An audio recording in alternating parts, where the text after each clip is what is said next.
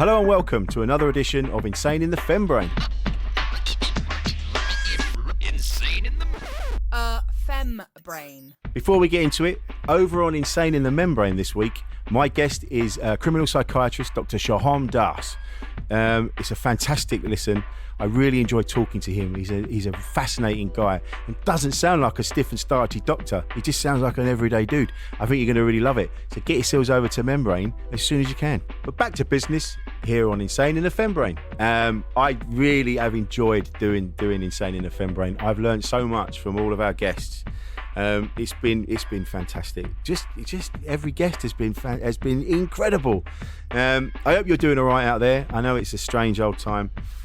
It's weird, isn't it? I have no answers. I wish I did. It's weird not being. I feel I can't make many plans because the future changes, doesn't it? There's all new rules coming out with the COVID thing, and our friends up in the northeast now, they're going into lockdown again, and you kind of go, oh, is it going to happen down here again? And I don't know. Just do what you can. Wear your masks. Don't lick each other. Try and do your bit. Don't get all caught up in all the bullshit online and all that stuff. Try and do what works for you. Just help each other out. That's all you can do. My guest this week is Tracy Kashi. Now, Tracy, I met at a gig a little while ago, a few months ago, before the lockdown, and she was. I was just struck by. Like when you meet someone for the first time and you're immediately struck, you just go, I really feel great in your company.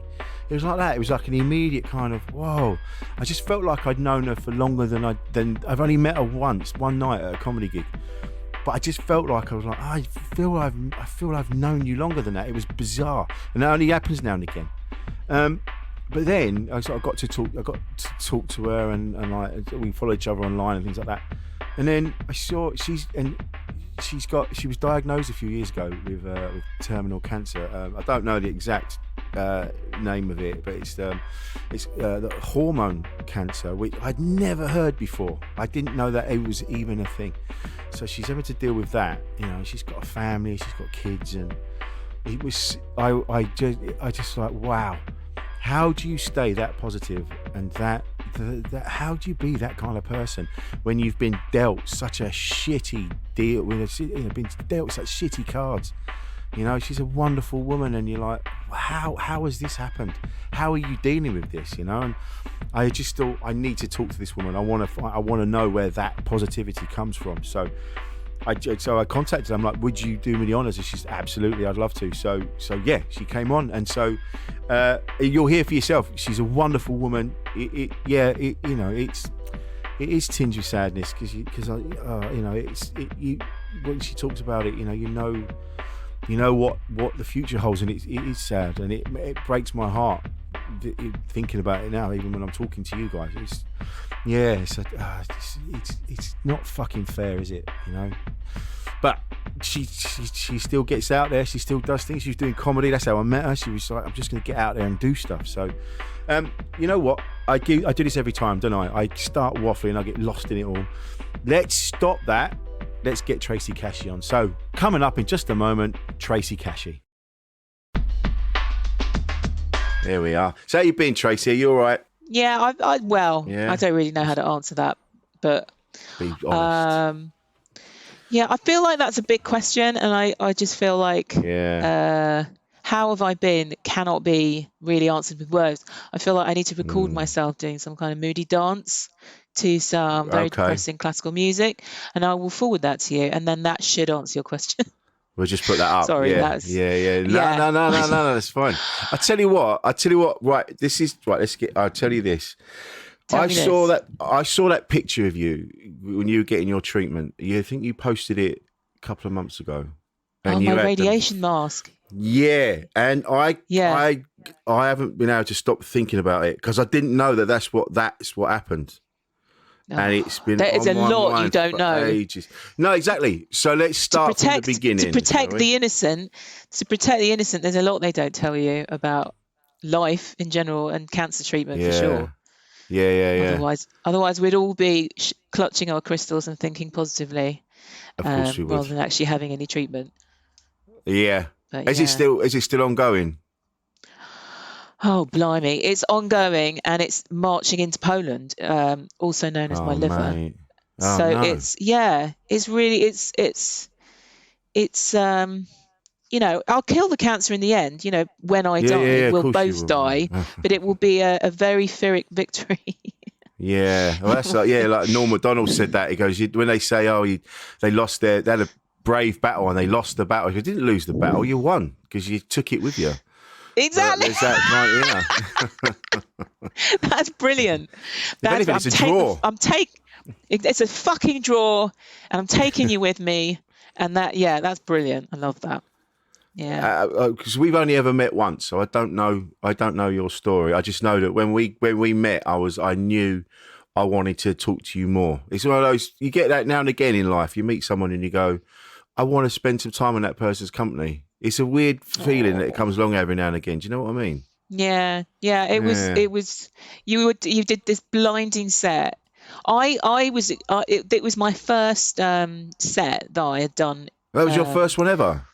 No. Acknowledging the fact that I was terminally ill, Right. and everything was new. Yeah. And I hadn't had that feeling for over a year, where everything of the 10 minutes was new. Right. And I was on such a high because I think quite a lot of it worked when I wasn't sure any of it would work. Oh, you smashed it, and mate. It was. Oh, mate, thank you.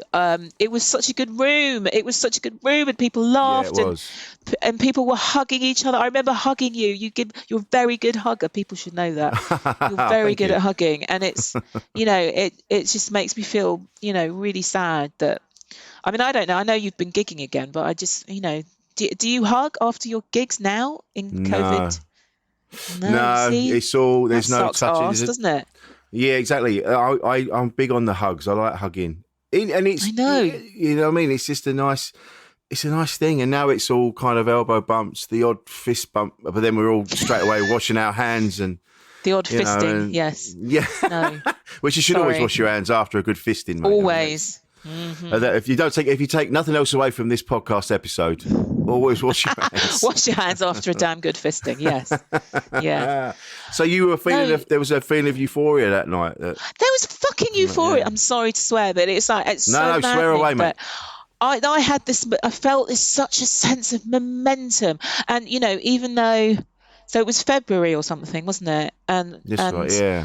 And I'd had a few months to get my head round the diagnosis and the fact that I was incurable, and I felt this sense of euphoria and the sense of, right, I've got to visit this country and I've got to get that and I need to write that and I need to blah, blah, blah, blah, blah. And I've got all these amazing books for my kids so that I could write in them all the pearls of wisdom to pass on before it's too late. So I literally booked 3 holidays and a run at I was going to do Edinburgh, but then I was worried about getting ill, so I was going to do the Camden Fringe Festival. Oh, and nice, I put deposits down for theatres, and I was go. And then, the end of March, the rug gets pulled out from everyone. But I just felt such a sense of, are you serious? Are you really serious? Yeah, I know. And it all just went. And frankly, my sense of humour went as well. So I just didn't think I could ever be funny about anything again, because I just felt so disappointed. When did it? And did also, you... Go on. Well, I had to cancel everything eventually.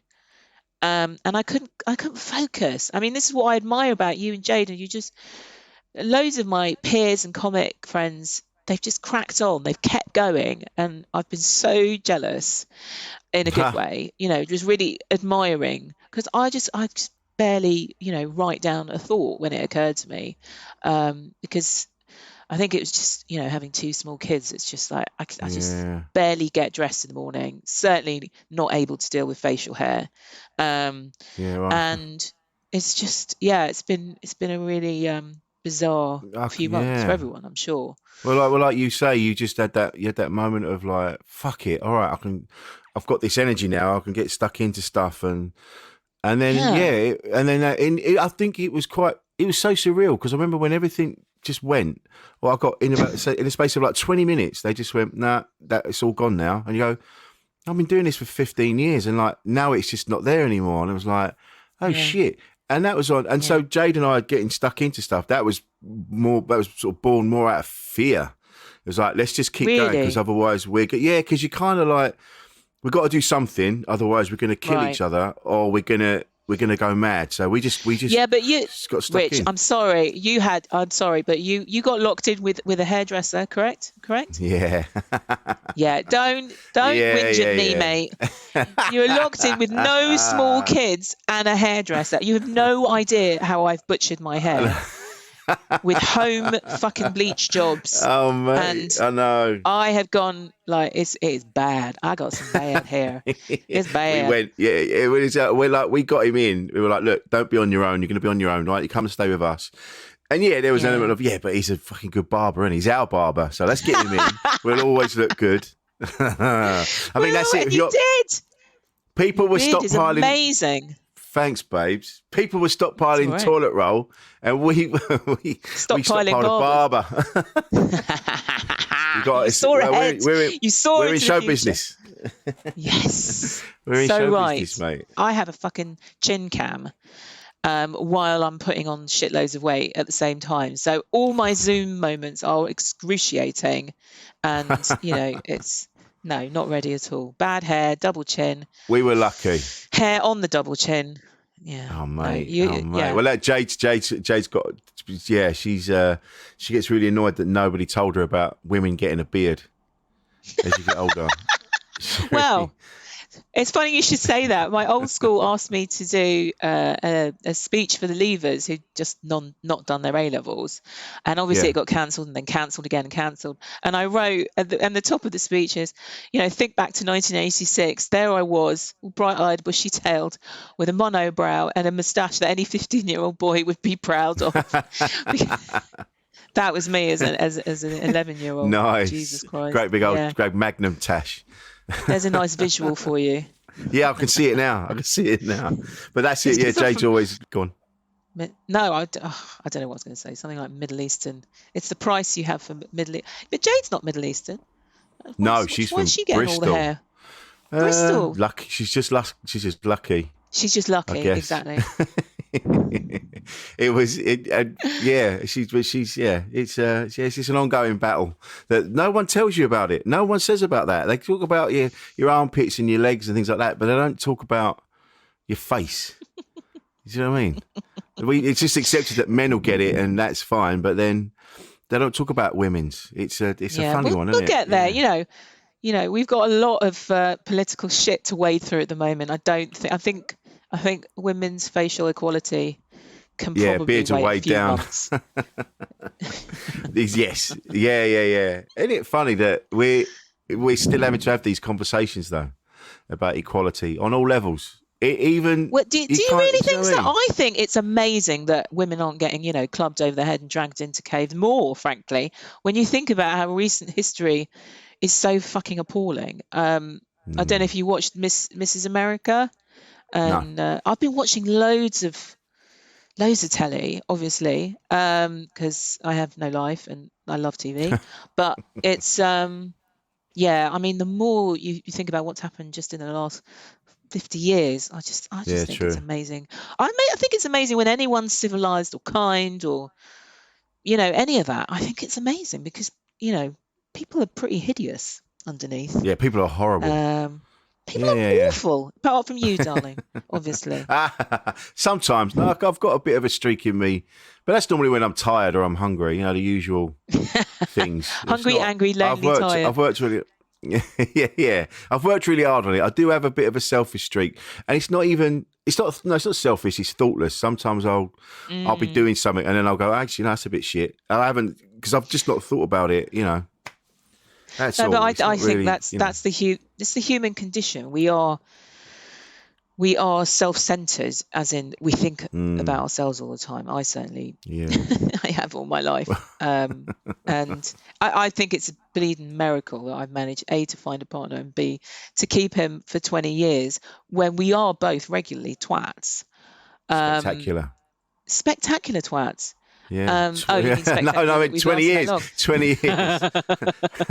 It's all spectacular, but yeah, I just think, you know, I tend to see the glass half full at the moment, for want of a better. That's an annoying thing to say, but I don't know. I'm just grateful for a lot of things right now, because it's all, it's all incredibly finite. I mean, I've been thinking a lot about, mortality, and obviously we're all going to go. But at the same time, when people say, you could get run over by a bus, they love to use Yeah, that. always. And I agree with them. However, the thing with living with cancer, especially incurable cancer, is that it's not the same, because if it was, the bus that would run over you and kill you would be following you around for months, would be Oh watching yeah, TV with you, would be honking really loudly at night while you're trying to get to sleep. And yeah, that's the yes. element that people don't get. It's the fact that it's It's very with hard to you all the focus on time. anything else. Yeah. At least if Yeah. it's sudden, it's sudden, and you don't have any of that Yes. poignancy Yeah, or you don't soul make. Yeah, you searching. don't make. Yeah, you're not making friends with it first. You're like taking it Yeah. around. Yeah, that's. I've never heard that before. That's because I just That's made it really. up. Yeah, well, that sounds. But I've never heard it put that way. That's so. I don't think I've heard. That's the thing. I've never really spoken to someone Mm, that has a terminal illness before. Not in mm. this way. Do you know what I No, mean? Like, I because know people that because have been ill and. well, I Yeah, tell go you on. what, get used to it, because we're a small community, but we're living longer, because not necessarily better, because the drugs are, they are beasts to live with, but Yeah. they are making us live longer. And in my case, you just can't shut me up about it, because I've just turned into one of those people that just wants to be honest. It's tricky because my kids are young, so it's like being honest about your mummy's sick, but nothing about, mummy's going anywhere anytime soon. But so we have to be very careful about that. But I was Oh on right. So Sky yeah, News. yeah, yeah, yeah. Yeah, but at Go the on. same time, I wanted to make friends with the word incurable.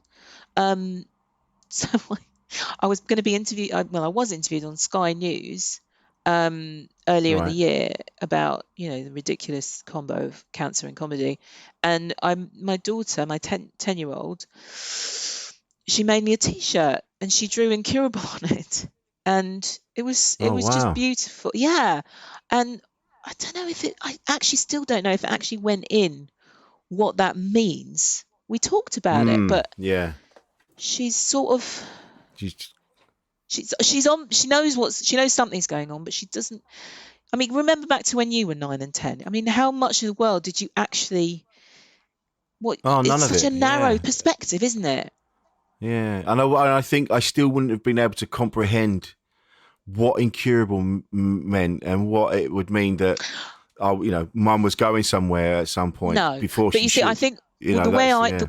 the way I sold it to her, or spun it, was that mummy's got cancer that she's going to have to live with and going to have to fight for the rest of her life. Nothing about how long that life would be, because that would just freak her No. out. But the fact that I'm living with it now, and it's just going to be a continuous fight, and mummy's going to be sick, and some days are going to be better than others. It must be exhausting Well, to constantly have that going on. it is. It really is. It really, I mean, it's just kids, always a tough one. Cancer, always a tough one. Yeah. COVID, tough one for everyone. All of that, really hard. And that's why I knew I couldn't try and be funny. I would just have to see what happens, see what comes. So I've been, I'm still, by nature, it's a reflex, isn't it? You couldn't try. If someone told you not to be funny for a whole day, you'd freak out, right? Surely you've That's got like you've got if I that. sit with Jade for a bit.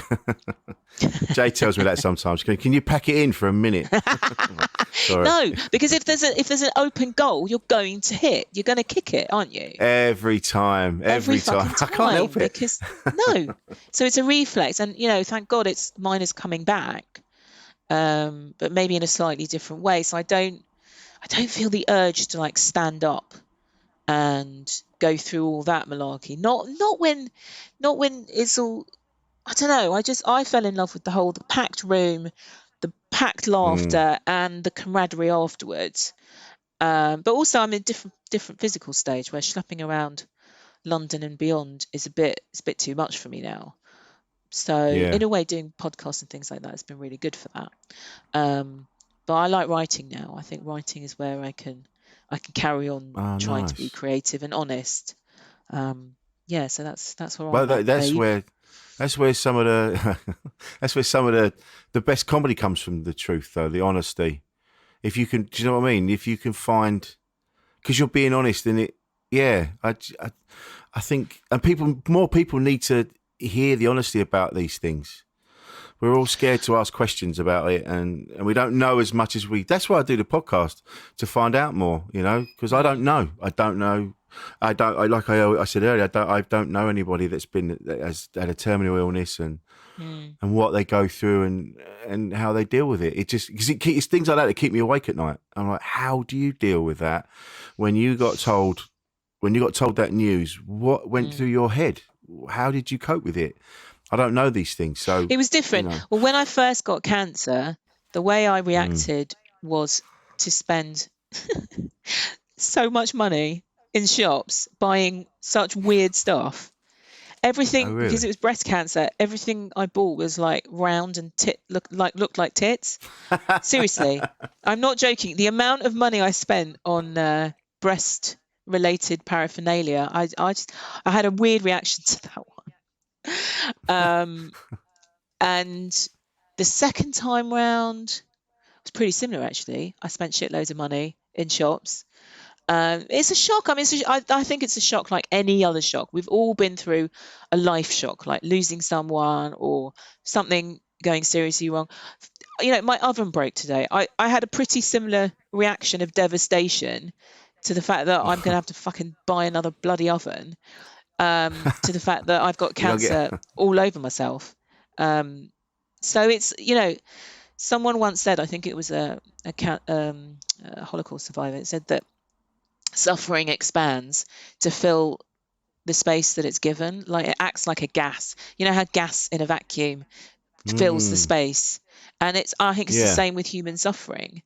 The only difference is with me at the moment, there's some parallels between how scared everyone is and how scared I've been for the last 3 years having cancer. Mm, I had to make everyone wash their hands when I was having chemo. I had that similar level of paranoia, and now everyone's paranoid and everyone's, thinking, what is the future going to yeah. hold? And they're just like, right, welcome, you're tuning into my station, everyone. Welcome to how it Okay. feels to Yeah. be. So actually what it's like. We've all had weird dress rehearsals for the ultimate bad news, but at the same time, I don't know. Is it the ultimate bad news? I'm 45. I've lived a brilliant life, and Mm, I've had so much fun. Yes, I've had terrible things happen. I've had mental illness in the family. I've had miscarriages. I've had awful things, but I've also met someone that I could stand, that loves me. I've had two yeah. beautiful children who, will grow up hopefully in a battered and bruised world, but I know they'll get a kick out of life, and they'll have good Yeah. memories of me because obviously I'm an amazing mother all Of the course. time. I never shout at them. No, of Never, course not. never.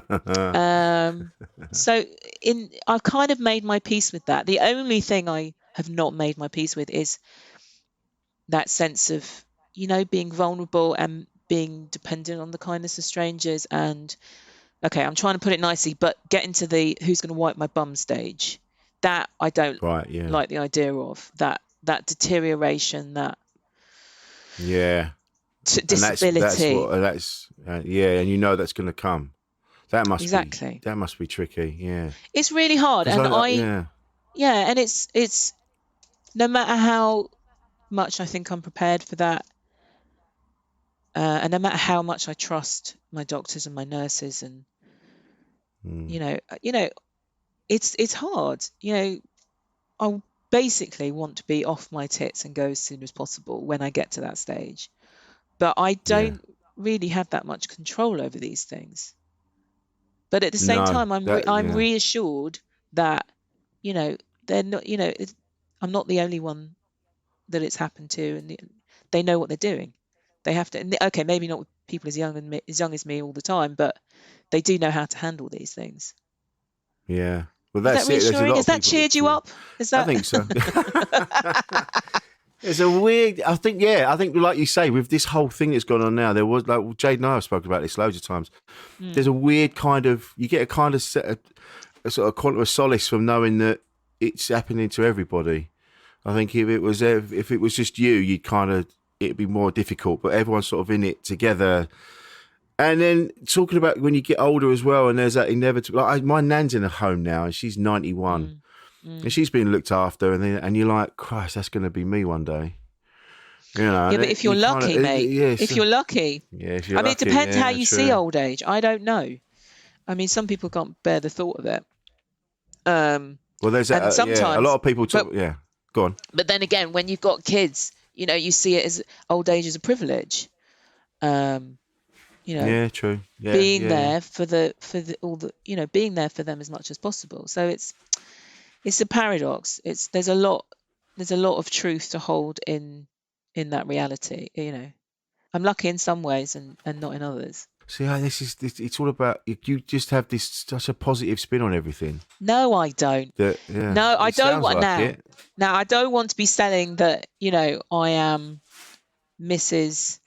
Just think positively, and everything will be fine. And you can beat cancer with your thoughts and a couple of crystals. I really don't want. I don't want to sell that, because I think. I tell you what. This is the difference. I don't want to be negative, which may come across as positive, but actually I'm being realistic. Part of my comedy was dealing with the anger towards people who insist on a positive spin on, any difficult life event.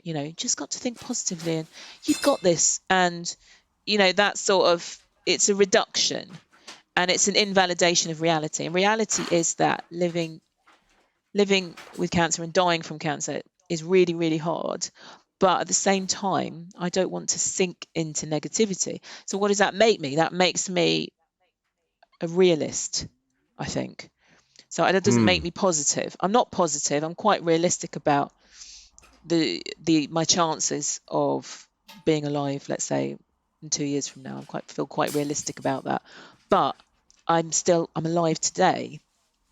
Yeah. And I've got things that I can enjoy and appreciate today, and I don't know what the future will be like. Nobody does. But that doesn't mean I get to ignore the truth, and it doesn't mean I have power over the things I don't have any power over. That's the difference. That's the difference between just being, what I would like to be, which is like an authentic grown-up person, not someone who's going to give money to charlatans and hope that I can trick reality into being my bitch, because I know I'm reality's bitch. Do you know what I mean? Yeah, right. yeah, I do. I did that. It's yeah. So like I say, this is new to me. This whole scenario. It's because I do worry too much about the future, and I shouldn't. I'm always worried about what it'd be like when I'm old, or what it'd be like this, or whatever. And I shouldn't. I should be more about enjoying this time now, like you say. This is good now. So it's good. Focus on that. Why are you worrying about the future? You worry if you want to, but I can almost guarantee that the things you're worried about won't happen. You'll be worrying about the wrong things. Yeah, that's it. Yes, you can't predict it, can you? You just don't know. So I think why you can bother? predict. I think you can predict that the things you're going to worry, things you've worried. Think about it. What have you worried about all your life? Has any of it actually happened? Really? No. No. The shit that's gone down. No, not really. The shit that's gone down. I didn't expect any of it. No, you see. There you go. That's true. That's true. Actually, I do worry. I do, and I have to tell myself out loud, physically out loud. I go, will you pack it in? Pack it in. You're all right. Will you pack it in? And I don't know why. Oh God, it's natural. It's how we evolved. We've got this stupid multi-layered brain that makes us think we're dealing with dinosaurs and no, not dinosaurs, saber-toothed tigers, things like that. And that's we have to hold the past, the present, and the future all at the same time. But I think if you just gently correct yourself when you're going into a rabbit hole of bullshit, which it probably is, and just think of your mate Tracy, who's telling you that it probably won't happen. Odds are. That's true, actually. It's funny. I talk about, like, Jane, we call it spiraling. Like, you'll be sat there and all of a sudden, and you're just going, and you just got all, and then what about that? But then that'll happen, and then this, and then what about that? And you have to sort of like, we're almost like, we don't slap each other, but you kind of like on a subconscious level going, wait, snap out of it. You know what you're doing. Yeah. And in a way, I think that's good. I think you do have to, but I think more gently snap out of it rather than gently. This is what I did. I was spiraling so badly when I got diagnosed. I just had to find. It's like a dog. It's like puppy training. It's like constantly recorrecting, constantly redirecting. No, this way, gently, but all the bloody time. And then it did get better. It did get better. Yeah. And do you find, because your partner as well, you've been together 20 years, so you're in this together, and then now and again he'll have a day where he can't handle it. And, oh my God. And then do you find, and then you have to sort of dig deep and lift him up a bit? And yeah, you must have found this. We're all different, but I think maybe when your partner is just got a different way of handling life, like I'm quite an extrovert. I get a lot of energy from like talking to people and being with people, and he bloody doesn't. He likes to cave up. Right. And I spoke to my palliative doctor about this, and she said, does he want any support? Da, da, da, da, da. I said he'd rather stick needles in his eyes than tell anybody how he's actually feeling. Oh, right. But she said, when the time is, she kind of says, it's often that men, when the partner's actually gone, when I do bugger off, that's when he'll probably need the support. So I think there has to be an acceptance on how each person deals with shit, So my way is to like scattergun. Like I've got a therapist, I've got a psychiatrist, I've got loads of friends. I just go blah, blah, blah, most of the time, not all the time.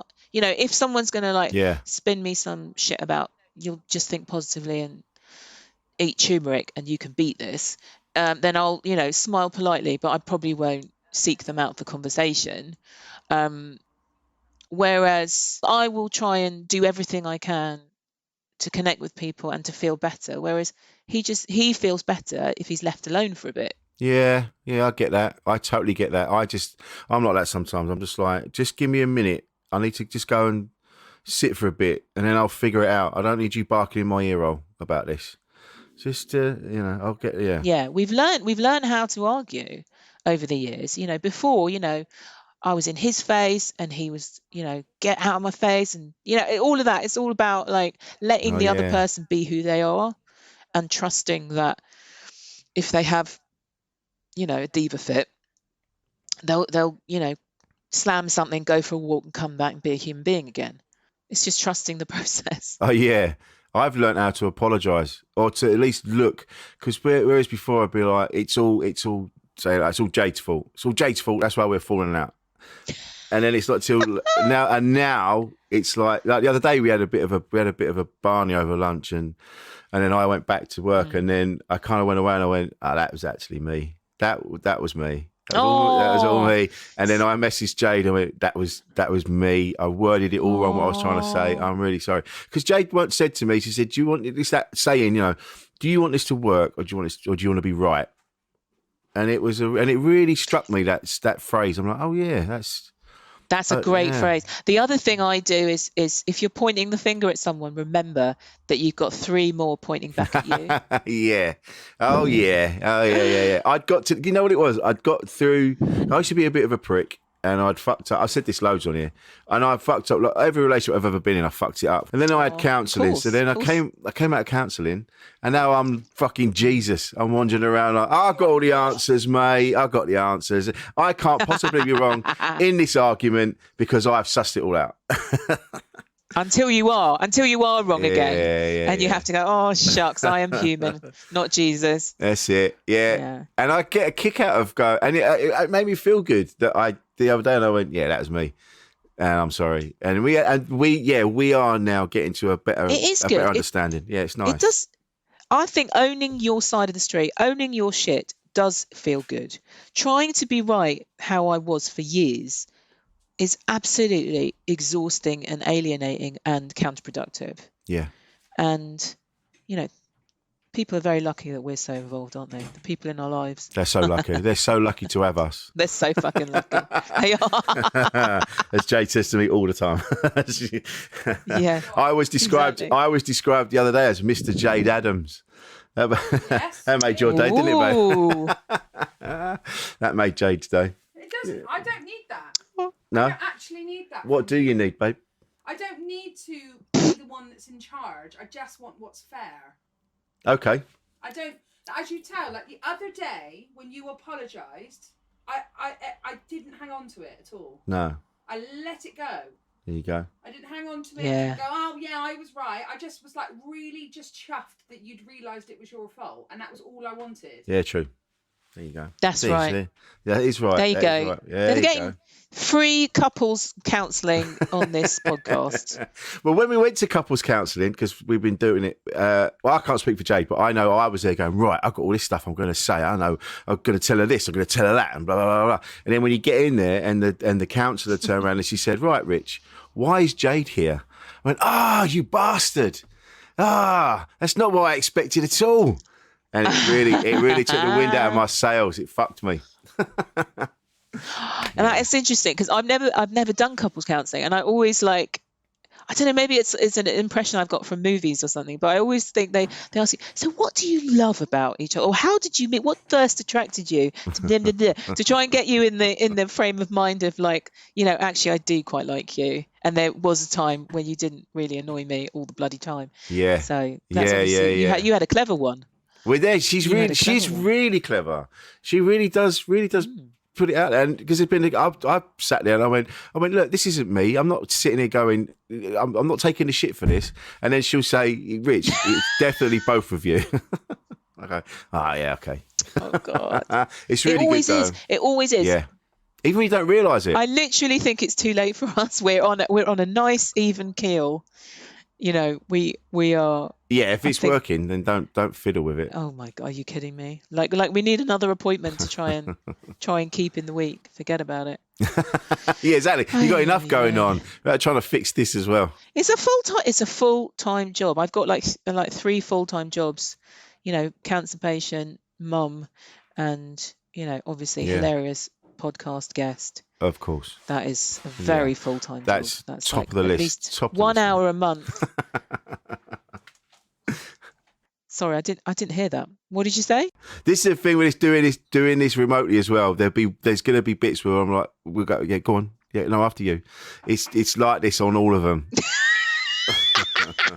It is. It's really clumsy. Yeah. It's really clumsy when you can't see the other. But even, do you think it would be? Yeah, I don't know. Terry Wogan used to make it look really easy, didn't he? He did.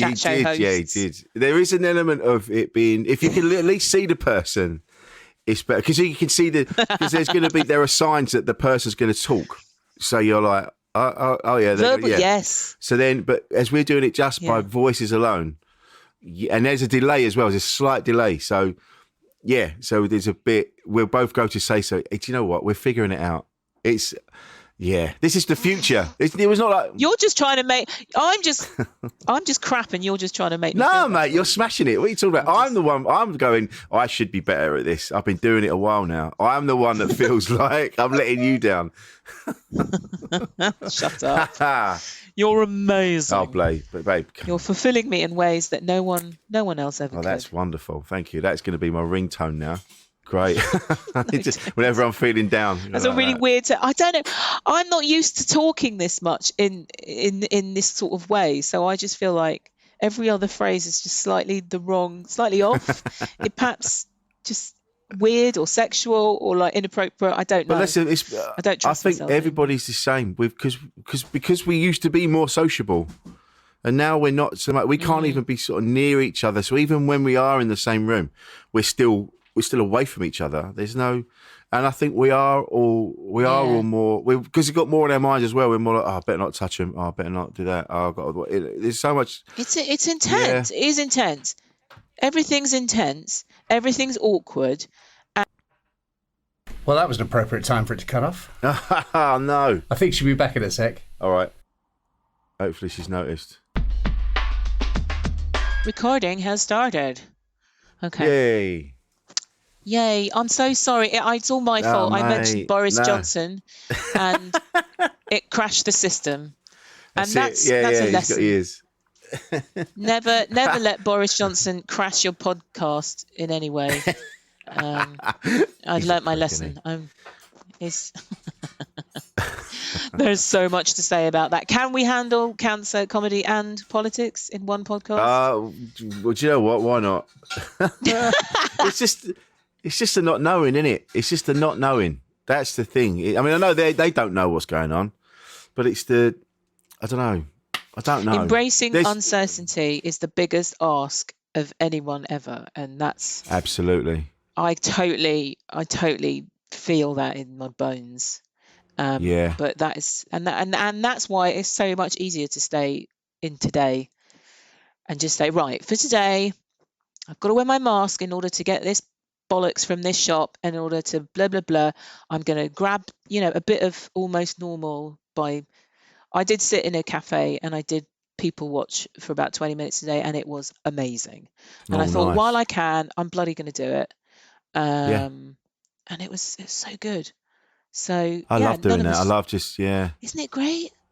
Yeah. You could be anywhere. You don't need to go on holiday to just stay still, watch the world go by, and just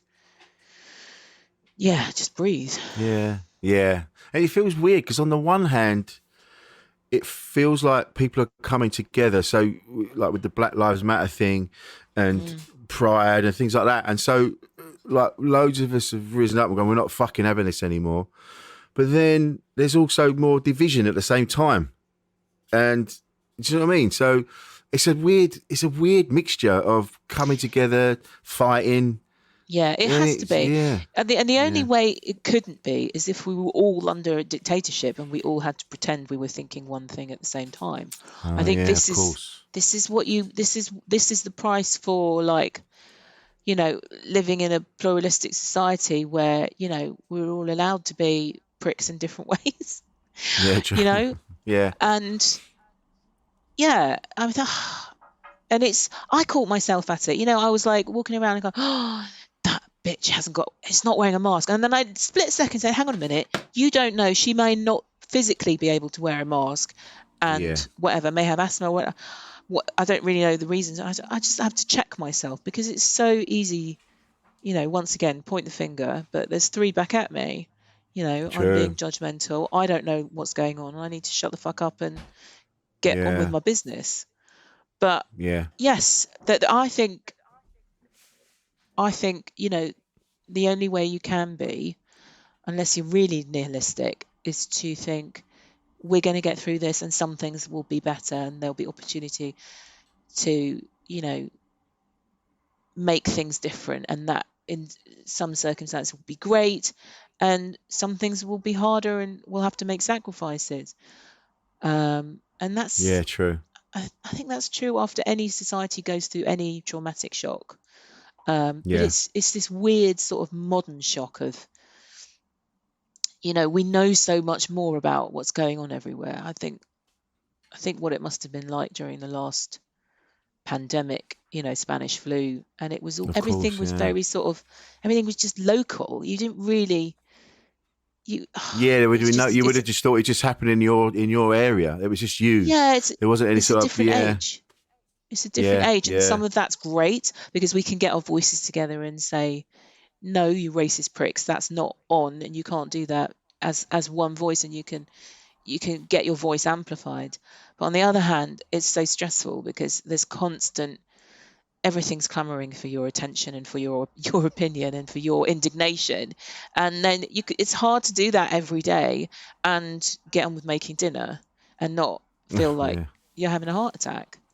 Yeah. I mean, that's the thing as well, isn't it? Is trying to get on with life as well. Like you've just said, it's just, I know that some people, they sort of, they don't really know, there's no point in all of us just standing up and shouting at each other. That doesn't do anything. But what we can do is like make changes in our little circles, and hopefully that spreads out. I've said this a few times. Hopefully that spreads out, and other people around you will do their bit, and then they'll do their bit, and then it kind of spreads out. But you can't really change the whole thing by standing up and shouting at everybody. You just get lost in the noise. Do you know what I mean? Yes. What I find comforting is great movies, like Adam McKay movies, when he did this thing about Dick Cheney, this brilliant film, and it just perforated through all the bullshit about the Gulf War. And there are other filmmakers as well, and how Trump isn't the first corrupt, despicable person / politician. I don't even know what to call him, but he certainly wasn't the first, and he probably won't be the last. And yet we can survive. And after a Bush, we can have an Obama. Do you know what I mean? So I think films and documentaries, and familiarize yourself with history so that we're not doomed to repeat it endlessly. And I think it also it gives you hope that there are people out there who are prepared to give the truth a good treatment so that we can swallow it. It's and they did the same thing on the 2008 crash. I just love movies, TV, books. I just think all of that creative output, I just think that is the antidote to the insanity of politics and news and the current day. Yeah, you're right. Yeah. And also disaster movies. When I'm feeling really sorry for myself, I watch a disaster movie. There are so many good ones. The Day After Tomorrow. Oh man, yeah, that's a good one. Yeah. Armageddon, Deep Impact, Volcano, all of them. Even San Andreas with The Rock. I will happily watch. Awful thing, because it's catharsis, and it's like no matter how bad I think things are for me, at least I'm not, spinning to my death in a Tom Hanks, pilot movie or something. Do you know what I mean? It's we're still alive. We can still, have a cup of tea and talk to a friend and, try and do the next right thing. It's not. It could be worse. Yeah. I think there was a feeling of when it went. Go on. Go on. No, go on. No, it was going to be a gag, but it wasn't going to be a good one. So carry on. Go on. I trod all over it. Sorry, mate. You did, but it's fine. It's fine. Sorry. It's all right. There'll be others. There'll be others. Yes. Oh, good. Amazon's here again. Amazon's here every 5 minutes. Of course it is. What you bought now, Mrs. Christmas in September? She, oh God, Emma, do you know what? When they were going, oh, Jeff Bezos is a trillionaire. I went, yeah, of course he is. Of course he is. Of course he is. Because most of the stuff's in this fucking flat. I don't know. Oh my God. I have to be. I tell you what, when this shit went down, when it was all, we watched the Boris speech, and he was all Winston Churchill when he we got to stay in our homes, we got to do this, that, and the other. My imagination did run away a little bit because I've seen so many films. I kind of went, are we all going to be ended up? Are we going to be? Is this going to be kind of all-out warfare between us all, like fighting over toilet roll and pasta? And is it going to be just chaos looting out there? Well, of course, because that's the other common denominator of disasters is you always see the looting scenes, and it's just expect it. Yeah, don't even hope for no looting. Just expect it. Just go for it. Just order some more. Protect your home with more stuff from Amazon. It's like Bill Burr said. He goes, yeah, you can collect all this stuff, but you're just collecting all the stuff for the toughest bloke on the block. So he's going to see all these Amazon vans turning up and going, well, they got a shitload of stuff in that flat. Let's go around there. Exactly. And I'm not built for that shit, man. You know, I've got the accent, but I'm not a fighter. You're a lover. I'm a lover. I'm a hugger, for God's sake. You're a hugger, not a Oh. Yeah, see? We're like, will we ever gig normally again? I don't know. Well, I've got gigs coming up, and I've heard that the promoter said that they can still go ahead. Like cultural things can still happen on a level, as long as everyone's in their six and in their little pods. And but do they still laugh as much? So, Does it not a bit flat? How do you find it? People are really up for it. They're really up for something happening. Even like last weekend, I did a festival in Henley, and they were all in their cars, or they were in individual gardens. And it was that was an eye opener. And I said this online. I got to gig with Gabrielle, Soul to Soul, Kaiser Chiefs. Yeah. It was mental. The people that I was on with, Stereo MCs. It was a banging weekend. And we were all backstage, and all of these bands, and don't forget, these bands have played festivals and stadiums, and like they're the biggest stars in the world. They were all wandering around nervous, going, "This is going to be shit, man. This is going to be shit." Because everyone was far away from the stage, all sat in cars. No one, so there's no mosh pit, there's no jumping up and down. It was everyone got through it, but it was a real eye opener to go, fuck, we're all on the same level here, no matter how successful you are.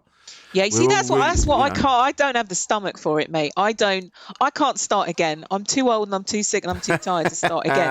And because I tried to do like this online gig, and everyone was fucking muted, so I didn't know whether anything was landing. Oh, they're brutal. Yeah, they're brutal gigs. I can't do that. I can't. That's carnage for my soul. Yeah, exactly. Got enough going on. I don't need to fucking cry into my laptop as well, mate. With a chin cam, with my hairy double chin. No, not doing it, mate. I'm not doing it. You're big old Brian Blessed getting in the way, and there's no laughter. Good enough. Yeah, I know, exactly. Mate. You have. Comedy's bad enough when there is laughter. You got this. Yeah. Is it the right kind of laughter? Is it enough laughter? Blah blah blah. Yeah, with no laughter. I mean, honestly, it's just we're so a patient in need of a therapist. Yeah. And we do need that. You do need that reaction from people. We did the Clapham Grand the other week, and we were doing it to raise money for venues and stuff. And the first week, there was no audience. There was just the crew that were filming it. And then there was... Oh, wow. Yeah, so there was faces. We could see faces on a big screen of people that were watching. No. But you couldn't hear them. And so I had to stand there. I remember doing it. I'm doing my set, doing about that sort of 10 minutes. And I had to do it as if there was laughter. And luckily, yeah. It was fucking horrible. No. So you're on a massive stage in a massive venue, and you've got to act like you're smashing the fuck out of it. You've just described my next anxiety dream. That's, but I'm presuming you were fully clothed. I mean, no, that's not on that. Well, it was one. No one needs to see me undressed. No. That's not going to get viewers. That's not going to get people watching. Someone said to me I should start an OnlyFans. I'm like, what? Of a fully dressed man in a coat and a hat. I'm not doing that. I think I would go mad. If I had to do that, I think I would start pretending to be the audience and start laughing at myself. I think I would literally there was a lot of that. Become schizophrenic. There was a lot of that, yeah. You kind of become your own audience. It's a weird feeling. To do that, yeah, but luckily when I saw it back, it was all right. I'm like, oh, actually, that doesn't look so bad. Yeah, so what the people saw was all right. That's because you're a seasoned professional and you've got the timing in your bones, which is great. Or you did a set that everyone that you've done for 20 years. Was that an old set? Oh yeah. It was that. Yeah, it was that. We know how this goes. Here we go. Yeah, not pushing that envelope that far, Richie. Yeah, there was a lot of old stuff. Well, I forgot it all. I forgot everything.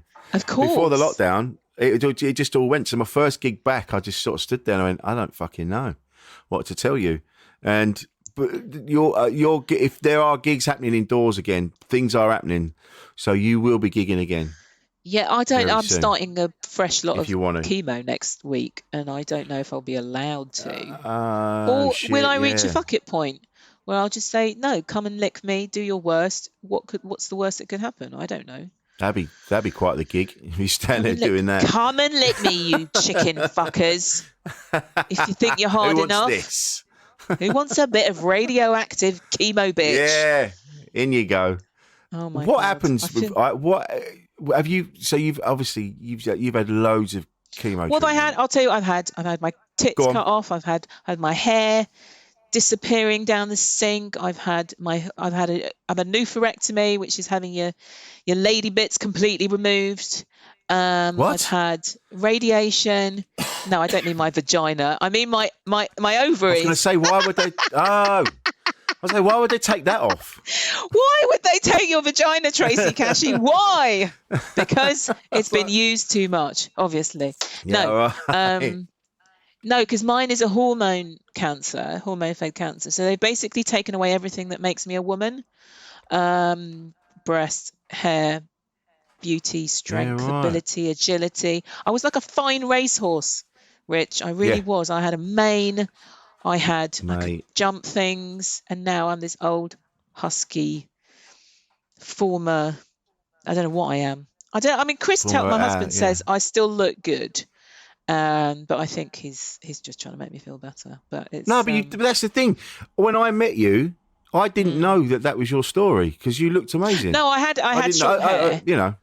Yeah, I had short hair. I mean, different chemo does different things. They gave me, because I was young, they gave me the worst chemo you can possibly have for 6 months. And they had to stop after 4 months because it nearly killed me. I had an allergic reaction and I lost my face. I went into like anaphylactic shock and everything blew up. And honestly, you wouldn't have recognised me. My best friends didn't recognise me. And I had to take loads of steroids to get my face back. And yeah, it's honestly, it's like hitting yourself against a brick wall again and again and hoping the cancer dies before you do. And it's giving me weird drugs to kill my hormones. I mean, it's like I'm in this weird race with my 76-year-old mother because she's got everything wrong with her. She can barely walk. She's constantly whinging, and it's like we're both in this pissing contest. So we daren't ask each other how we are because then it becomes like a big list. Mate. Two Jewish neurotics trying to out. What's that called? We're just like, don't ask. It's everything's terrible. This is falling. I can't walk. I can't eat. It's it's not pretty. So And what is it? What do they do? I don't know what chemo is really. What do they do? So it's Go on. Chemotherapy. As far as I can never pronounce the things they give me or really remember them, but I know they're so fucking dangerous that when they give them to you, they kind of like, it's like nuclear fucking, it's all like in dry ice almost. And it's like they give it to you wearing, headgear and big old gloves. The big old gloves and those like, you wouldn't want the stuff they put inside you on your skin. It would. So you wouldn't if you found this stuff no one would say touch it, don't touch that, don't go anywhere near that. It's poisoning. It's a poison. It's poisoning you, but it's hoping to weaken the cancer, and hopefully not kill you at the same time. So in my case, it's just trying to halt the spread or make it less enthusiastic. Wow. Yeah. And you must feel you must feel appalling. When they're doing it, you must feel disgusting afterwards. But not everyone's like me. I got quite a low capacity for these things, whereas some people can just get on with it. But my body likes to have side effects, and I swear to you, I don't read the side effects anymore. I give them to Chris, my husband, and I say, just look, let me know if anything is something to worry about, because otherwise. So does he tick them off when you start getting them? You go, oh yeah, you've got that one. Oh yeah, you got that one. Yeah, but there's so many, and then you've got to take drugs for the side effects, and those drugs have side effects.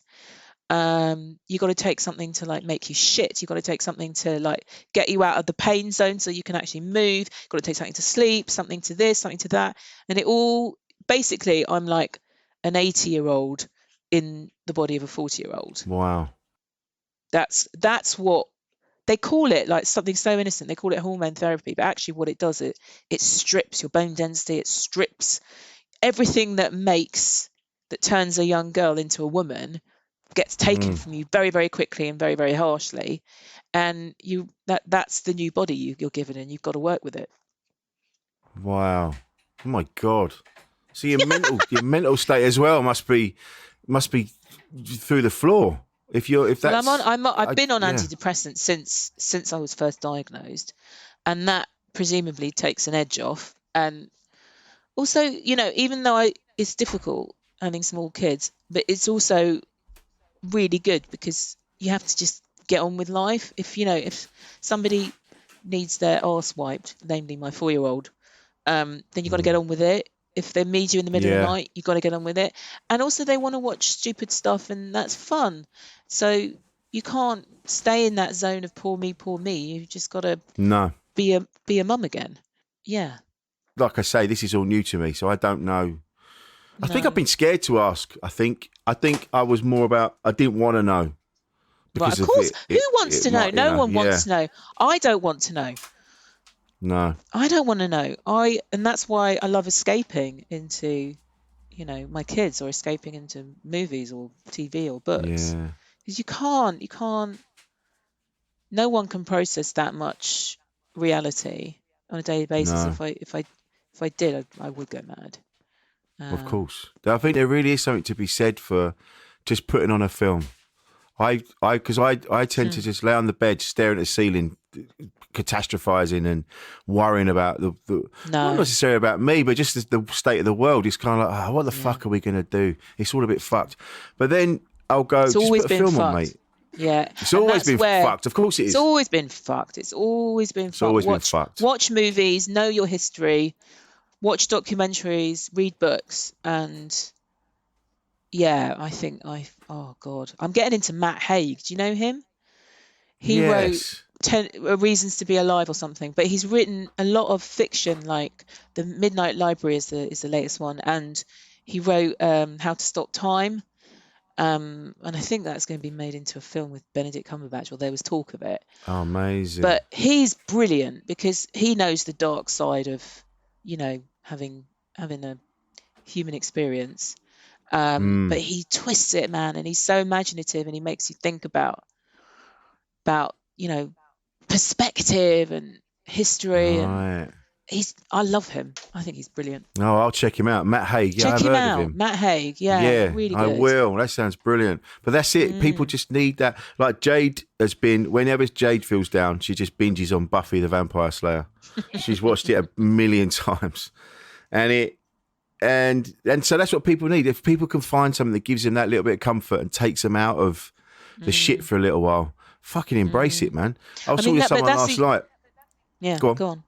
No, you go on. I was just saying, Go on. Sorry. I was just saying. I was talking to someone like there's a girl online, Rachel Wells, who's a listener to the podcast, and we were talking last night about B movies. She's really into B movies, like the old, like Sharknado and stuff like that. There's mad B movies. There's one called Rubber, and it's about a killer tire. This tire that rolls around, it's this serial killing tire. God. Okay, and I love that shit. That's a fetish. That's not. It's nothing to do with fetish. It's to do with this killer tire, and I love mad shit like that. Yeah. Oh my God. And so I love films that make you think. And all that. You got to find your medicine. You got to find your way through it. Preferably not the hard drugs, but the drug of great storytelling and losing yourself in a story. I think that's how early man, you're around the fire and you tell about this amazing hunt you've been on. I think it's a human need, and that's the scary thing about lockdown. It's that we're going to lose respect for how much we need those stories to keep us strong. Yeah, true. We've got to keep telling stories because they are what That's make what keeps life us- worth yeah. living. And that's how I feel. I don't particularly care about how long I get, but I want what I have to mean something and to be fun, you know. Yeah. Well, I'm telling you, having met you just that once, and we will meet each other again. I'm telling you, we definitely will. Meet again. Don't know where, but I'm I'll do a not gig doing in it your without garden. live laughter. I'll tell you that. No, fuck that. Fuck that We'll do shit. a gig in your garden or round about yeah. where you live. Yeah, Come 'cause that's to been Finchley. done. That's lovely, Finchley. That's been done. We did a gig in Jodie Kamali's garden in Beckenham. In Beckenham. So, oh my yeah, God. it's doable. Well, it's doable, to 6 people, if we do it next week. We'll do it for shit, yeah. I forgot about that. yeah. Oh, God. Yeah, don't make have to any do it- plans, mate. I mean, I know you're making plans and that's Nah. great, but I feel like making plans is like pissing in the wind. It really is. And on that note, I know that bombshell. so you've got your next treatment starting next week. Is that right? Yeah. Did you say Poison that? Yeah. poison penciled for Friday. Oh, mate. Well, I mean, you don't say good luck, do you? I hope it. You can. I hope it. You can say good works luck. You can say what I you hope want. it. I hope it works out. I hope it doesn't. How about I hope it doesn't kill you? I hope. Yeah. Do you know what? I hope it doesn't kill you, mate. Anyway, good luck. Bye. Perfect. All right. Don't be died. All right. Bye. Yeah. You've been amazing, mate. Thank you so much Thank for coming you. on. Thank you. It has been a privilege, an honour, and just a mild inconvenience. Thank you. Produced